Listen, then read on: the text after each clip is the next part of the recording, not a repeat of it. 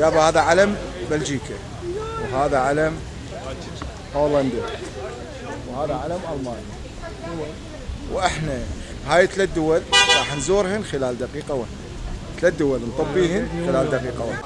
رجل بهولندا ورجل بألمانيا. لا راح اخلي رجل بألمانيا وبعدين رجل وين؟ ببلجيكا.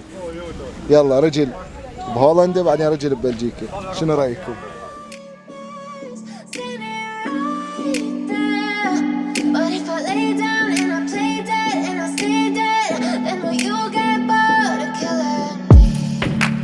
Silhouettes of you are like a taunt. Never really know just what you want. With you I don't ever feel calm. شلونكم؟ شو اخباركم؟ ان شاء الله مرتاحين. رجعت لكم فيديو جديد بعد انقطاع طويل، بس اكيد بعد الانقطاع هذا الطويل راح يكون فيديو كلش حلو. وين انا حاليا؟ انا حاليا بالنقطة المثلث الحدودي اللي بين بلجيكا وهولندا والمانيا، وجيت اصور لكم فيديو كلش حلو. وما ادري شفت هاي السيارات هنا جالس نطلع يأجروها هاي. طبعا جاي انا وولد صديقي مشكور ما قصر، اجى وياي وساعدني. اكيد راح احنا بكل بلد من هاي البلدان راح نطب على المدينه الحدوديه مالته. شوف هاي عجبنا اي راح نطب على المدينه الحدوديه مالته ونشوف يا مدينه احلى ويا مدينه احسن. واكيد انتم راح تضلون ويانا ان شاء الله. الفيديو راح يعجبكم، بس اهم شيء قبل ما نبدا بالفيديو خلونا لايك ومشاركه للفيديو، ويلا ليتس جو.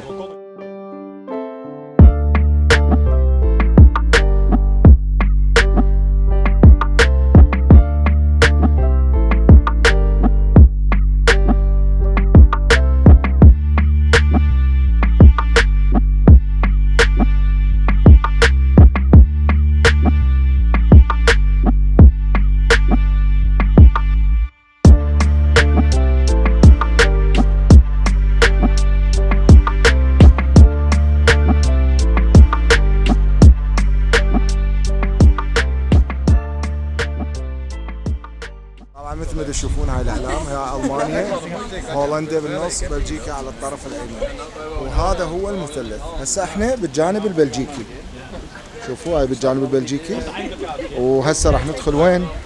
بالجانب الالماني. هذا الجانب الالماني. هسه احنا حاليا بالمانيا، وراح نرجع وين؟ للجانب الهولندي. هسه انا دخلت بالجانب الهولندي. هاي تشوفون هاي بس هاي التقاطعات هي الحدود. 3 دول بنفس الدقيقة، ويجون طبعا سواح هواية من كل البلدان مثل ما تشوفون هنا، ويحجون كل اللغات، يعني يحجون الهولندي، الألماني، البلجيكي، لأن من كل الدول دا يجون. يابا هذا علم بلجيكا، وهذا علم هولندا، وهذا علم ألمانيا. واحنا هاي 3 دول راح نزورهن خلال دقيقة واحدة. 3 دول نطبيهن خلال دقيقة واحدة. شلون؟ عن طريق المثلث الحدودي اللي هو صاير بين ألمانيا وهولندا وبلجيكا. هذا هو المثلث الحدودي.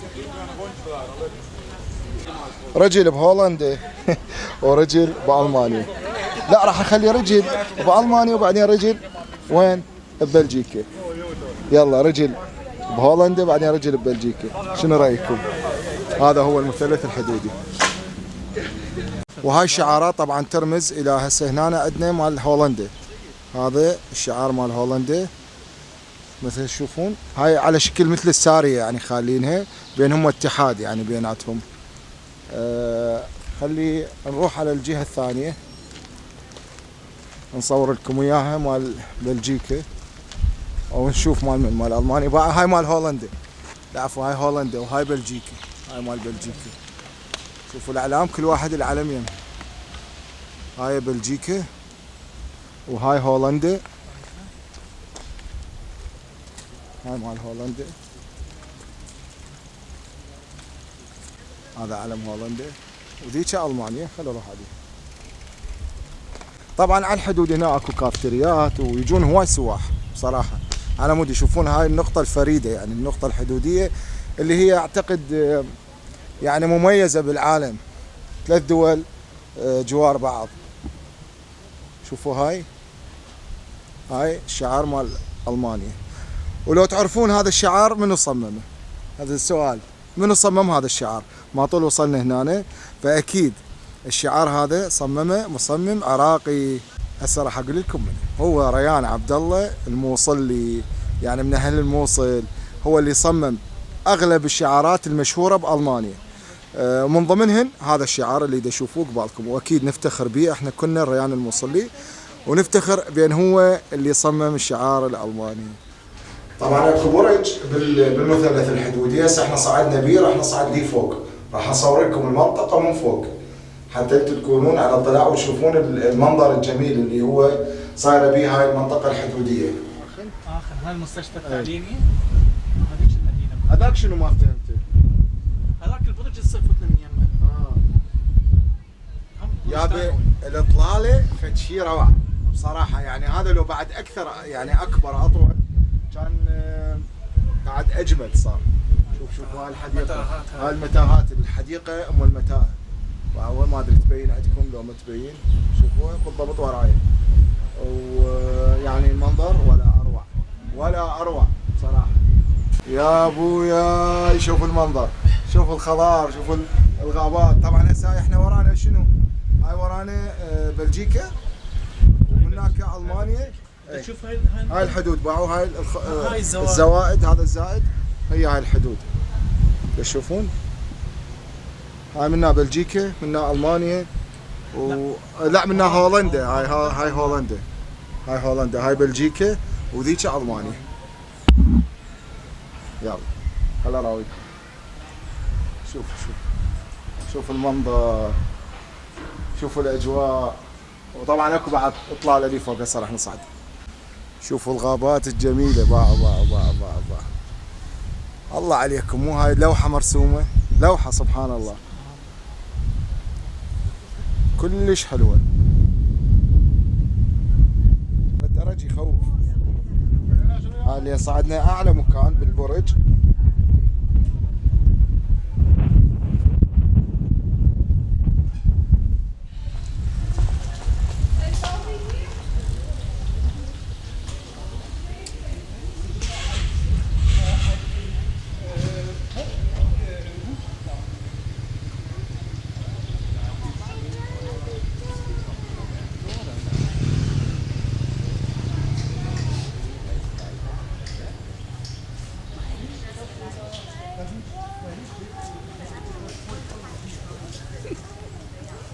يابا هسه مثل ما وعدتكم، وين راح نروح نزور الثلاث مدن على الحدود، يعني المدن المعروفة اللي على هاي النقطة الحدودية اللي هي بين بلجيكا والمانيا وهولندا.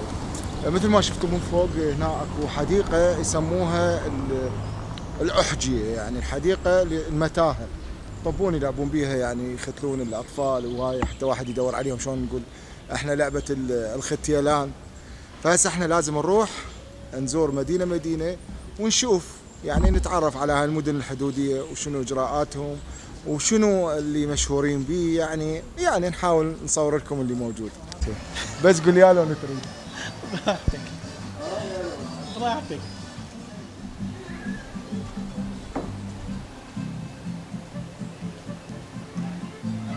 اكيد لازم نجرب الايس كريم بالمثلث الحدودي، والمدن اللي راح نروح بيها هم نجرب بيها عندهم الايس كريم. تفضل صديقي العزيز. سانكش.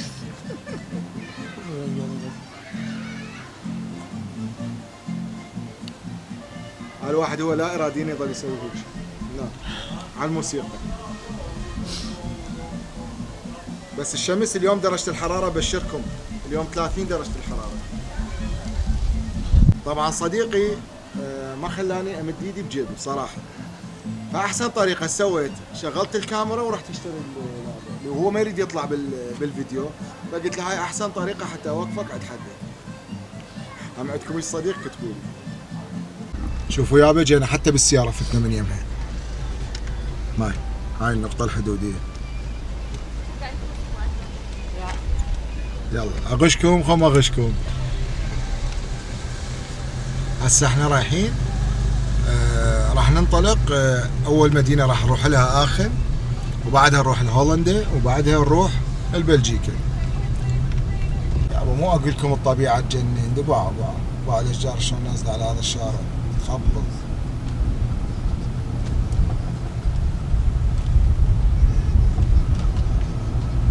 ويلي ويلي ويلي ويلي على المناظر سبحان الله، هيك شي روعه.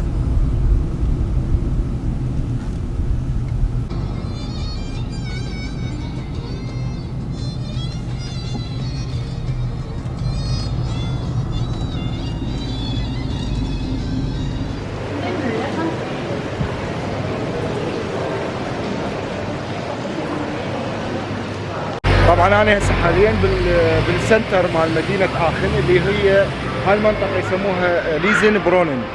المكان كلش حلو، يعني الاجواء كلش حلوه. اغلب مدن المانيا ما تكون هيك مزدحمه، بس هاي المدينه ما شاء الله كلش مزدحمه. واليوم جمعه، يعني الجمعه عاده الفوخن عند نهايه الدوام مال الاسبوع، فتشوفون العالم اول ما يطلع للدوام يروحون للكافتريات، يروحون يقعدون. فراح اصور لكم هذا المكان وهاي المدينه الجميله، ضلوا وياي. صديقي هو يعني الدليل مالتي اللي راح يعرفني على المنطقه. والله الاجواء كلش حلوه هناك.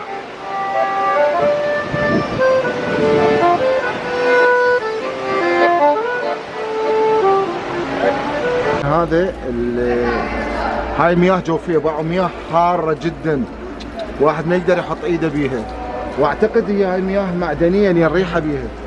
اي هاي مياه جوفيه معدنيه وتظل مفتوحه. هاي يغسلون بيها يمكن حتى اللي عنده امراض اكزيما مدري شنو، يعني مثل عندنا بالعراق حمام العليل مثل ما يقولون. باع ريحه المي مبين من جوا القاع طالع. هاي المعلومات اذا تريدون من ترجموهن.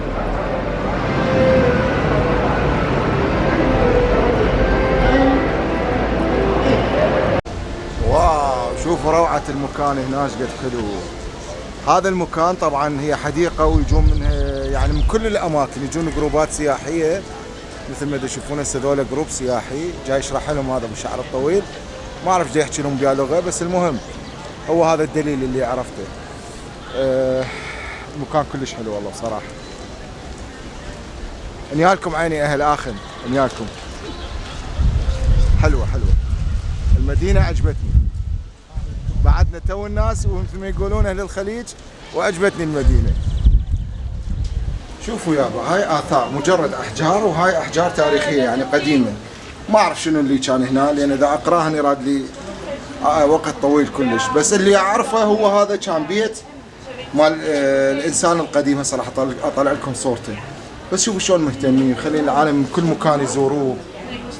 هو مجرد بيت قديم مع شخص كان عايش هنا. هسه راح اصور. شوفوا ما اعرف هو هذا يصنع يعني بالطين اعتقد هاي الامور، ومسوي هنا يعني شلون معمل مال طين اعتقد حسب ما افتهمت. طبعا بصراحه ما اقدر انطيكم معلومه دقيقه على هذا الموقع، بس انا اللي عرفته على اساس هو هنا شخص كان يسوي الاحجار هاي، مكتوب شتاينجريته، يعني شلون اقول لكم اول ماكينه حجر يعني كان هو يسويها او يصنع الحجر. على العموم ما لنا شغله، بس شوفوا هذا المكان ايش قد حلو. هذا همينه بنص السنتر مال مدينه اخن، روعه. تابعوا الفيديو، انا راح اصور لكم المدن الحدوديه الباقيه، وراح اسالكم يا هي اجمل مدينه، اخذ رايكم. تمام. اللي لاحظته بهاي المدينه عدد سكانها ما شاء الله هواي، وعدد الناس اللي هم موجودين بالسنتر ما شاء الله هواي. يعني شوفوا ازدحام المنطقة هناك كلها ازدحام. هذا الشارع الرئيسي اللي هو شارع التسوق الرئيسي في مدينة آخن. بصراحة شفت بس مدينة واحدة هيك ازدحامها، هي مدينة دورتموند. السوق مالتها هم هيك كان ازدحام، وفد يوم هم نروح نصور لكم بيها. طبعا هسه حسب ما يقول لي صديقي، يقول هاي المدينة سبب الكثافة السكانية اللي بيها وطلاب شفت بيها هواية، هي اللي بيها جامعات طبية، جامعات مهنية، يعني هواي جامعات بيها. فلهذا السبب يعني أكثر الطلاب يسكنون، وحتى السكن صعب. يقول يعني بيوت ماكو. Ты стала в сердцах теплее, чтоб растаяли льды всех обид, как от солнышка. هذا يمكن اسباني، يمكن دا يغني اسباني.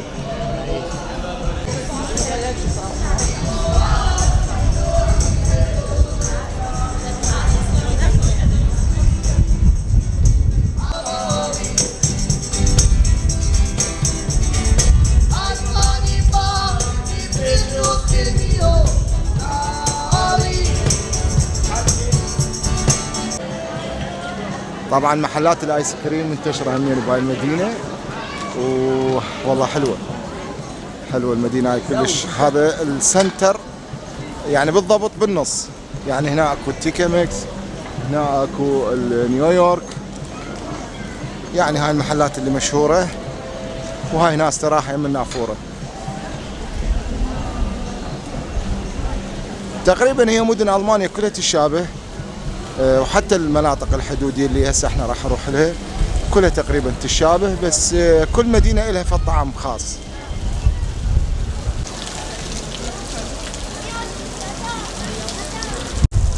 حلوة هاي نافورة ام الوردة، بس باعوا المي اللي دا ينزل بالقاع ينزل على دعابل، مسوي لها كلها دعابل من حجر، كلش حلوة.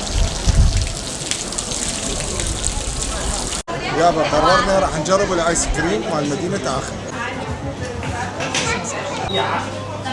والله الايس كريم الشهي مالتهم صراحة. خلينا نشوف. يابا هسه اخذنا الايس كريم، خلينا نجرب الايس كريم مال مدينة آخن. بسم الله.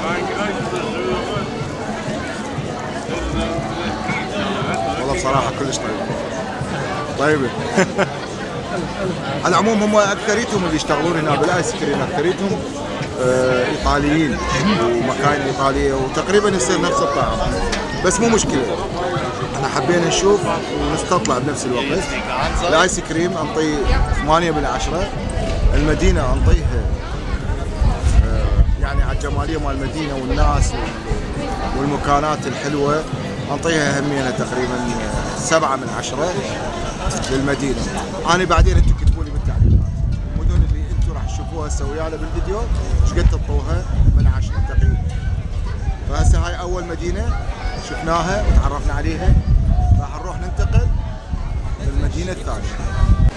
طبعا انا ودا امشي بهاي المنطقه ما اعرف شلون، يعني جاني احساس كانه مالي دا امشي بباب الشرقي، يعني نفس المحلات والناس تتمشي، ما اعرف هذا الاحساس اللي جاني. صح ولا لا؟ صح. اي هذا الاحساس اللي جاني. بس شوفوا الباصات مالتهم، هذا الموديل الحديث طبعا، هذا الباص اللي هو هسه 2023 كهرباء، هذا الثاني هذا الباص الثاني. يابا هذا المكان بس عشان احكي لكم عليه، يعني هسه المألوف.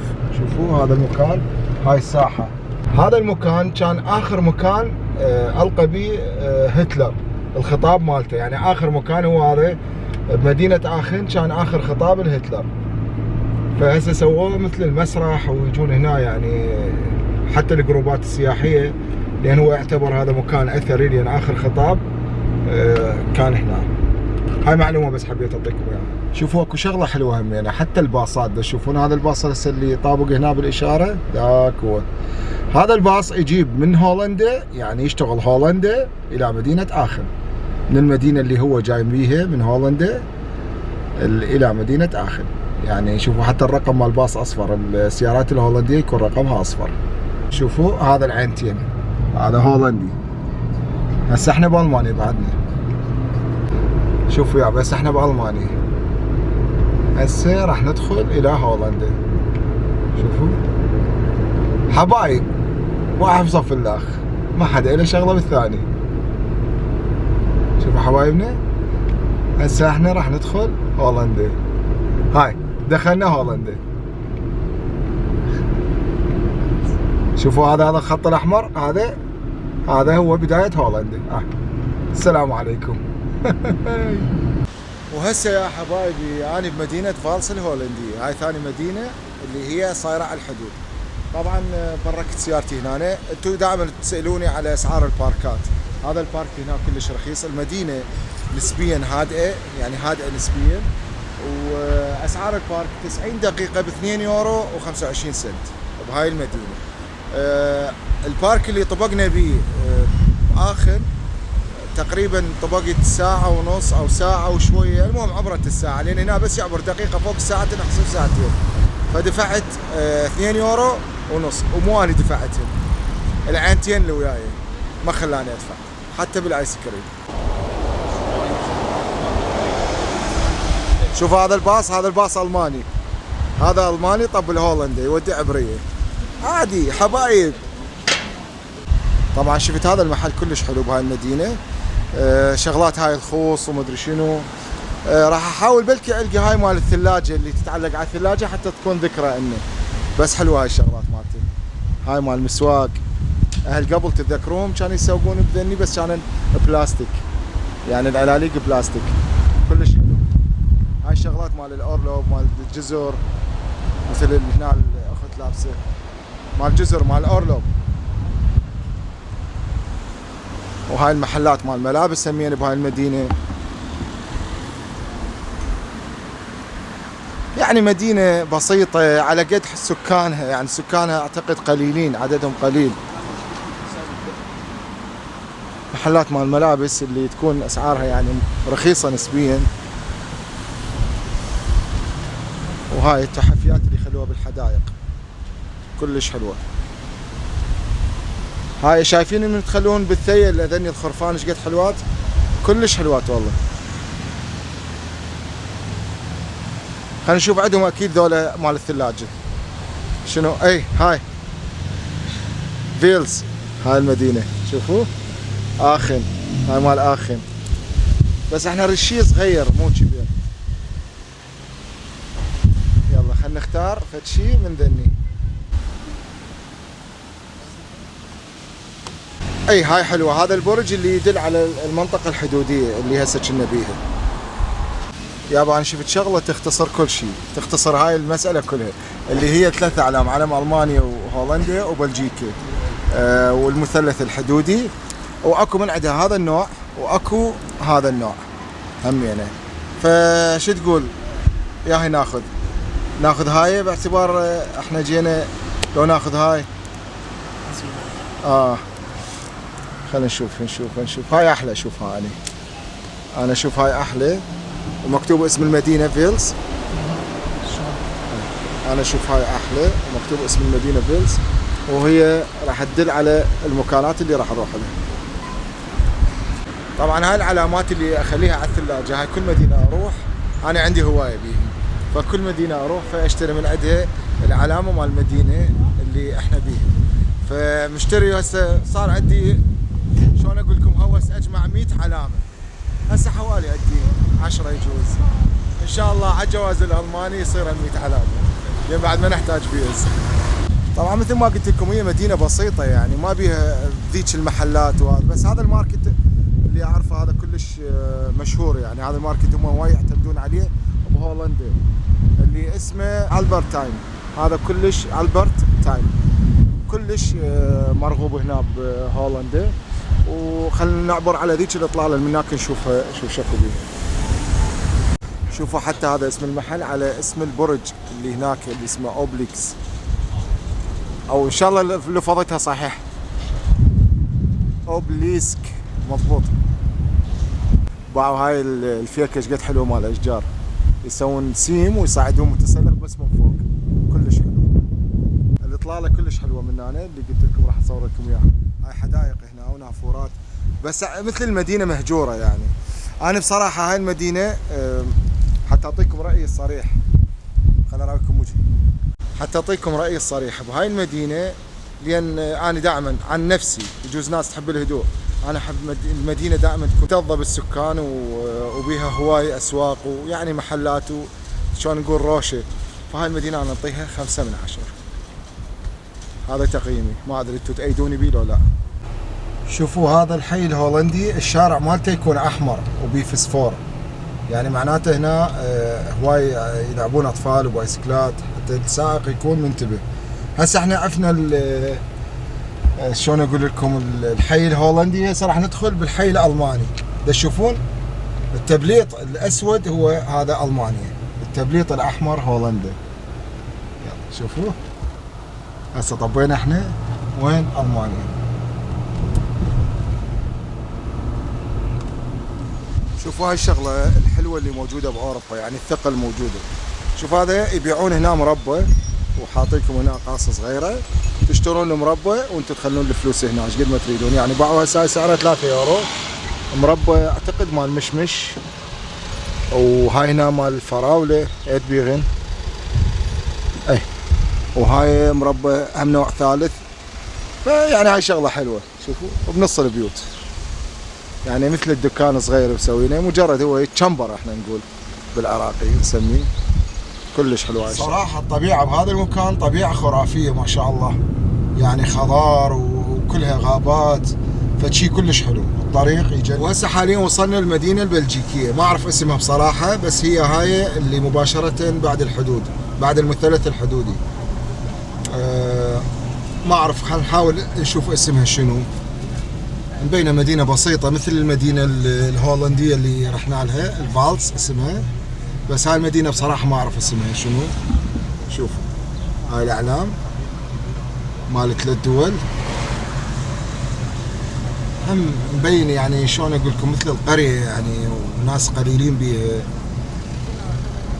الظاهر المدينه اللي راح تفوز ويانا واللي هي المدينه الاجمل والاكثر كثافه سكانيه يعني من كل النواحي هي مدينه آخن الصراحه. يعني شوفوا هذا همينه قريب على المثلث الحدودي،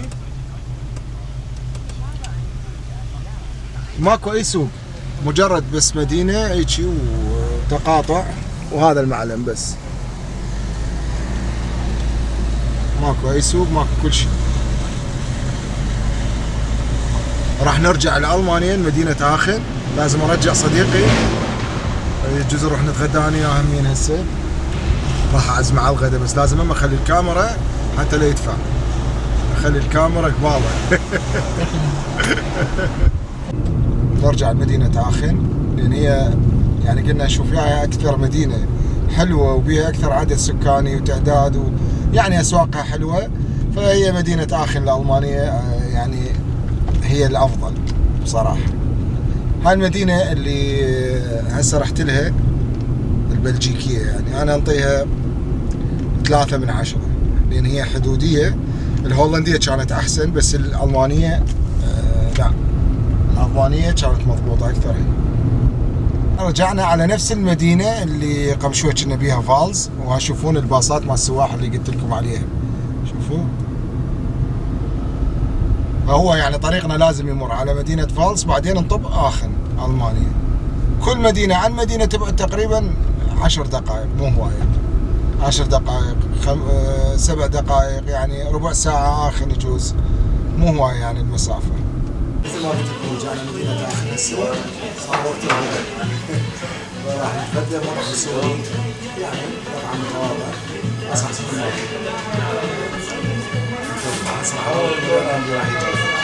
يابا. طبعا هسه وصل الطلب مالتهم، مسوينا هذا الخبز العربي، هذا الشاورما العربي، وهذا حمص بطحينه ويا اللحم، هاي سلطه، وهاي طلب صاحبي، وهاي هنا فته مسوي شنو هاي الفته باللبن يمكن، وهذا ثوم، وهنا طرشي، وسهمكم العافيه. لازم اخذ مال اخر حتى تظل عندي ذكرى، وهي ذيك مال المنطقه الحدوديه اللي اخذناها من حبايبي اللي هنا. طبعا خلص اليوم وياكم، الفلوج هم خلص وياكم، ولو ما هي اللي يعني اخلص الفلوج بصراحه، الاماكن والمكانات اللي رحنا لها كلش حلوه. اتمنى ان استمتعتوا بالفيديو، واشكر جزيل الشكر صديقي، وما اريد انا اذكر اسمه بالفيديو حتى لا حد يعرفه، متخفي. فاتمنى استمتعتوا بالفيديو، ولا تنسون تخلونا لايك وتسوون مشاركه وتكتبوا لي ارائكم بالفيديو. اهم شيء اريد اشوف ارائكم وشنو رايكم بالمناطق اللي رحنا لها. صح المنطقه البلجيكيه ما نزلنا عليها، ما بيها محلات، بس مدينه آخن كلش حلوه، وهي اللي فازت ويانا بهاي الجوله. يعني انا عن رايي، وانتم هم يعني كتبوا لي رايكم بالتعليقات. المدينه الهولنديه كانت مدينه يعني بسيطه بعض الشيء يعني، بس للناس وسكانها تكون اكيد حلوه. وهاي الباصات تجي طبعا اكيد من هولندا وتنزل للمنطقه الالمانيه، وبنفس الشيء اكو باصات تروح المنطقة البلجيكية. يلا خلونا لايك وانتظرونا فيديوهات جديدة إن شاء الله، راح أظل أستمر وياكم بإذن الله. تحياتي لكم، مع ألف سلامة، باي باي.